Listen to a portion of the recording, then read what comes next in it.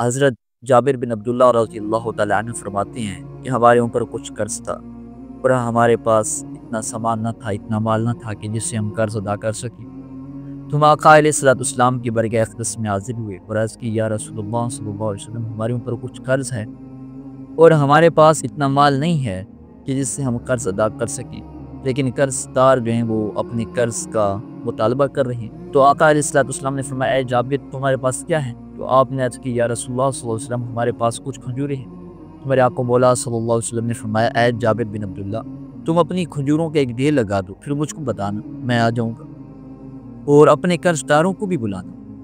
تو جابر بن عبداللہ رضی اللہ تعالیٰ عنہ نے کھجوروں کا ایک ڈھیر لگایا، اس کے بعد انہوں نے اپنے تمام قرض داروں کو بلا لیا اور آقا علیہ الصلوۃ والسلام کو بھی بلایا۔ تو آقا علیہ الصلوۃ والسلام آئے اور اس کھجور کے ڈھیر سے کھجوریں ماپ کر قرض داروں کو دیتے رہے۔ حضرت جابر بن عبداللہ فرماتے ہیں کہ میرے جتنے بھی قرض دار تھے سب کا قرض بھی ادا ہو گیا، اور آخر تک کھجوروں کے ڈھیر سے ایسے لگ رہا تھا کہ ابھی تک ایک دانہ بھی کسی میں نہیں ہوا۔ جابر بن عبداللہ فرماتے ہیں کہ آقا علیہ الصلوۃ والسلام کے ہاتھ کی برکت سے میرے سارے کا سارا قرض بھی ادا ہو گیا اور کھجوریں بھی اسی طرح باقی رہی۔